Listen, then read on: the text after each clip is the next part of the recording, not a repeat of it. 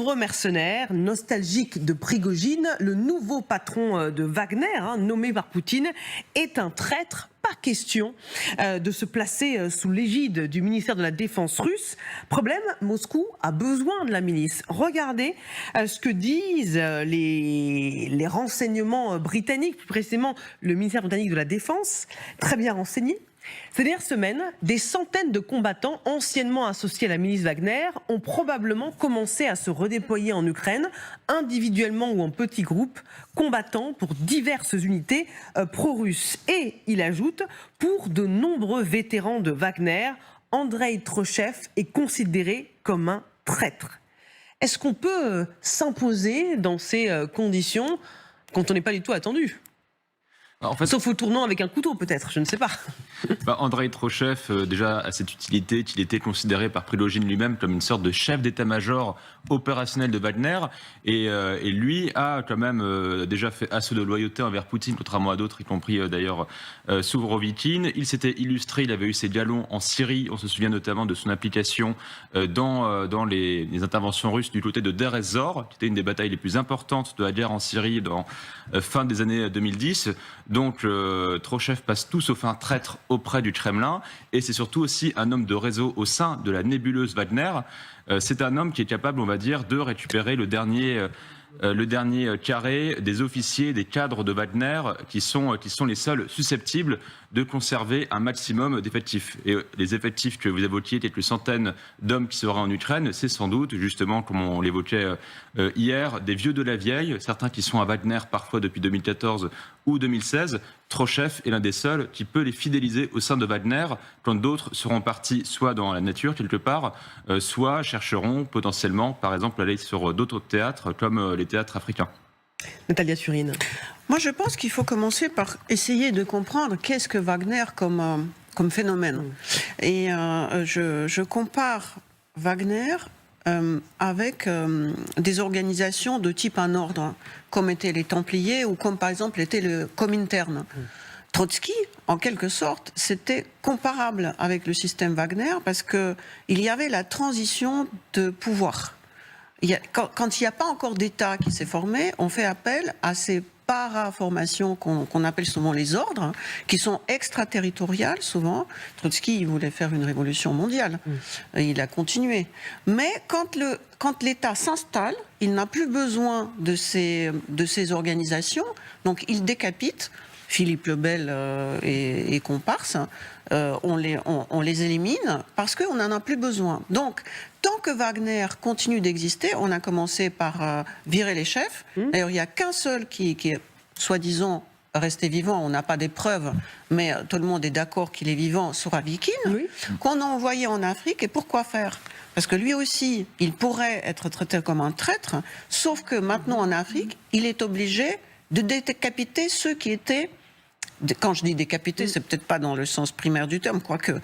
En fait, il doit reprendre les affaires de ceux qui étaient dans son groupe à lui. Il doit trahir les siens. Et ça, c'est de l'ordre sadique de la méthode opératoire de Poutine. Il oblige Sourovikine d'aller maintenant enlever le business, parce que c'est le business aussi, c'est souvent la trésorerie. Donc, moi, je pense que le jour où on ne va plus parler de Wagner, ça voudra dire que l'État russe, totalitaire ou pas, est bel et bien installé, en place et fort. Et tant qu'on parle de Wagner, ça veut dire que ce n'est pas encore fait. Mais justement, Natalia, le fait que Poutine, en plus, devant les caméras, met en scène le fait qu'il nomme le nouveau chef de Wagner et qu'il ait encore besoin de la milice, est-ce que ça ne veut pas dire que le président russe est dépendant de cette milice ? Moi, j'ai toujours eu une théorie que Poutine, depuis le putsch, n'est plus au pouvoir.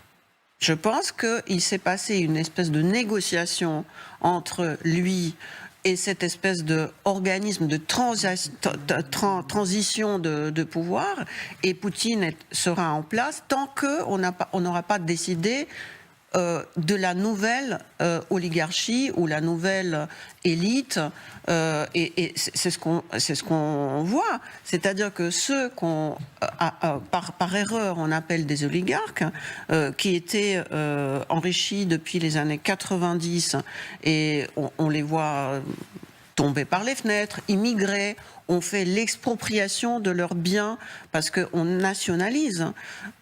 Officiellement, on nationalise. Ou alors, on donne à une autre oligarchie constituée des généraux, de grous.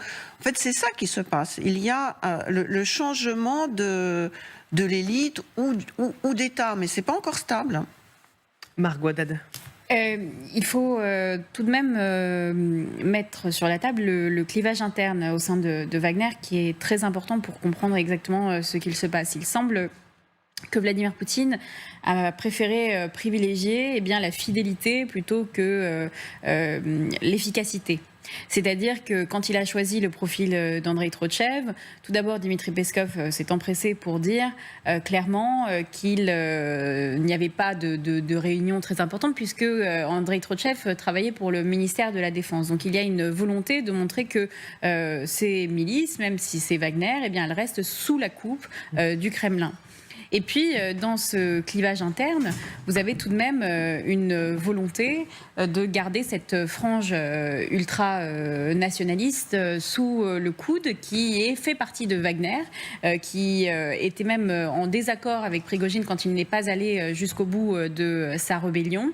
Et ça, c'est un détail important, puisque dans Wagner, vous avez ceux qui vont vouloir garder leurs intérêts, c'est-à-dire aller travailler en Afrique, être bien payé, être loin de tout ça. Et puis, il y a certains d'entre eux qui font ça pour une certaine idéologie. Et tant que ces personnes-là ne sont pas rassasiées, c'est-à-dire n'ont pas trouvé un sens à leur mission, ça risque d'être compliqué pour Vladimir Poutine. Nicolas de la Salle, vous pouvez nous rejoindre, je vous en prie, installez-vous, c'est le direct. Vous êtes grand reporter à Paris Match, auteur de Valse russe, un roman et aussi enquête en tant que grand reporter d'origine russe. Merci beaucoup d'être avec nous. Valse russe aux éditions Jean-Claude Lattès. Alors on parlait de Wagner. Wagner, la milice que Poutine convoque à travers Andrei Trotchev, qui est l'un des fondateurs de la milice. Et on se demande, est-ce que ça ne veut pas dire que finalement, même avec un nouveau chef, le Kremlin ne peut pas se passer de ce groupe paramilitaire? Il y a déjà des centaines de mercenaires qui sont redéployés sur le terrain ukrainien. Oui, vous savez, il n'y a pas que Wagner, il y a beaucoup d'autres compagnies qui ont été créées pour justement rééquilibrer la puissance de Wagner. Moi, j'en ai rencontré des prisonniers patriotes. Je pense que c'est un outil difficile à effacer, en fait. C'est quand même depuis plus d'une dizaine d'années que le pouvoir russe utilise ces forces qui ne sont pas des forces russes partout dans le monde pour jouer aux échecs, en fait, et pour emporter des parties qu'il ne pourrait pas gagner avec son armée régulière. Donc ça va être difficile de s'en passer d'un coup comme ça, même si Prigojine n'est plus là. Ça veut dire qu'on est un peu... Est-ce que c'est pas le symbole, dans ce cas-là, d'un État qui est beaucoup moins fort qu'il ne veut le dire? Si on est prisonnier, entre guillemets, des milices qui se battent sur le terrain. C'est un État qui, avec peu de moyens, fait beaucoup de choses, en fait. Voilà, qui pallie ses difficultés économiques par ce genre d'astuces. Je crois que le budget militaire de la Russie, c'est à peu près le même que celui de la France, en fait. Ils sont beaucoup plus puissants, avec peu de moyens. C'est devenu le double du budget français quand même pour l'année qui vient. Pour l'année qui vient, parce que les choses ont changé depuis le début de la guerre, mais avant la guerre, c'était à peu près avec peu de moyens, des bouts de ficelle, et un géant au pied d'argile. On l'a bien vu avec la supériorité aérienne qu'on croyait immédiate et qui n'est pas arrivée.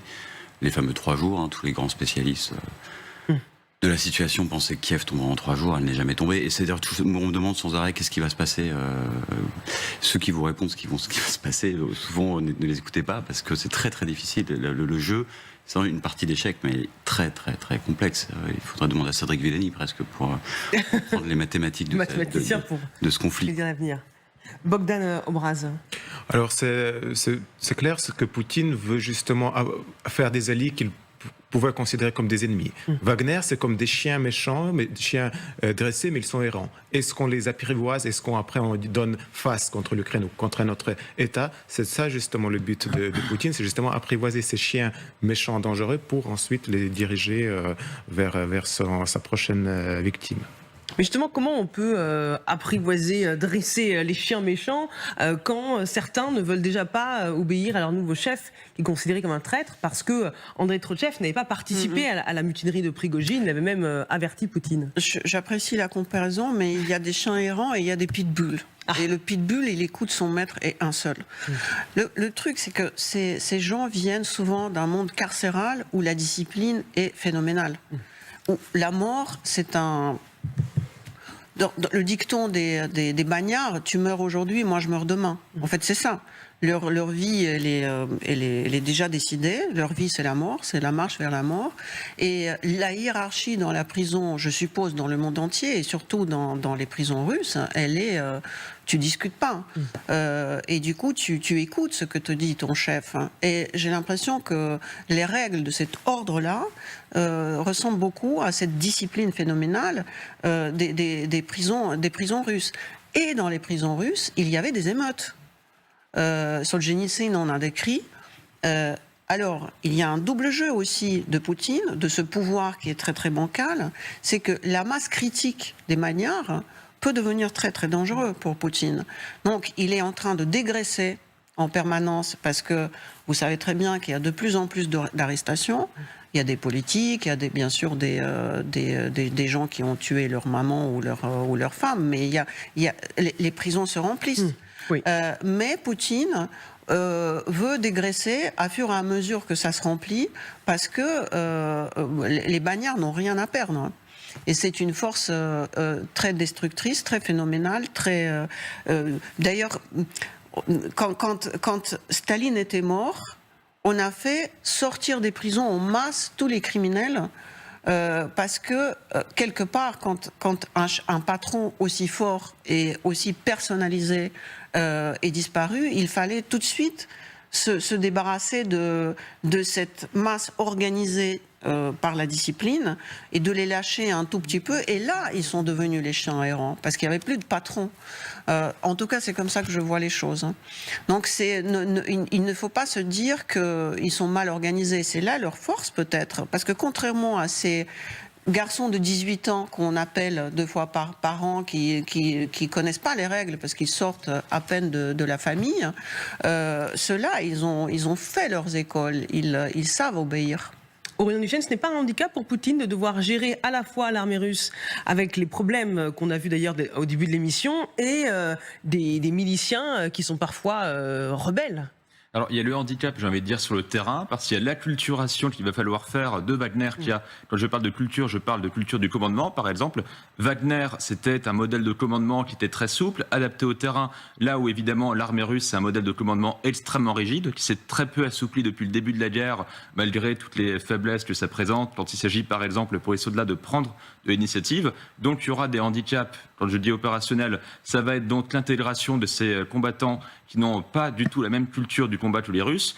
Le deuxième aspect, il va être l'aspect de fidélité que vous évoquiez, c'est-à-dire qu'on avait des concurrences extrêmement vives entre Wagner et les forces régulières.